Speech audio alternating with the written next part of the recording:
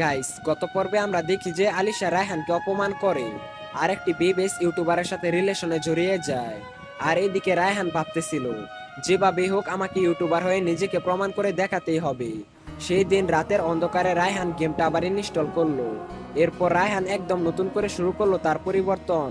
সে নিয়মিত প্র্যাকটিস করা শুরু করলো আর সাথে মুভমেন্ট স্কিল আর হেডশট মারা প্র্যাকটিস করতে লাগলো। তার মন এখন আর ভাঙা নয়, তার মনের মধ্যে রয়েছে অনেক সাহস। এরপর রায়হান একটি ইউটিউব চ্যানেল খুললো। তার প্রথম চ্যানেলে 1 vs 6 কাস্টম ম্যাচের একটি ভিডিও ইউটিউবে আপলোড করলো।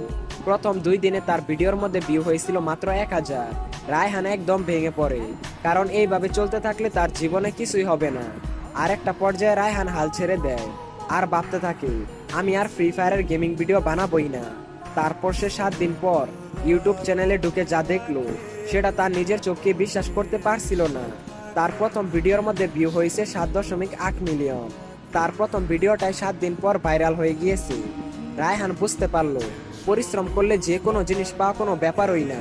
মানুষজন তাকে আস্তে আস্তে চিনতে শুরু করলো। রায়হান ঠিক করলো সে আর অন্য কারোর জন্য নিজেকে ভাঙবে না। সে এখন নিজেকে তৈরি করবে নিজের জন্য।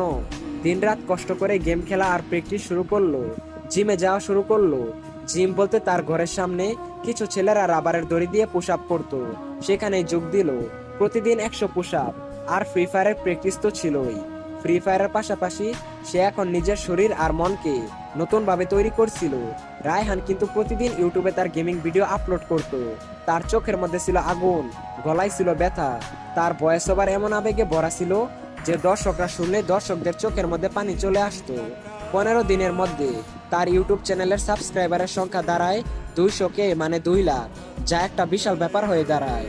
আর তার প্রত্যেকটা ভিডিওতে মিলিয়নের উপর ভিউ আসতে থাকে। গাইস, সম্পূর্ণ ভিডিওটা দেখতে হলে ইউটিউবে চলে যাও।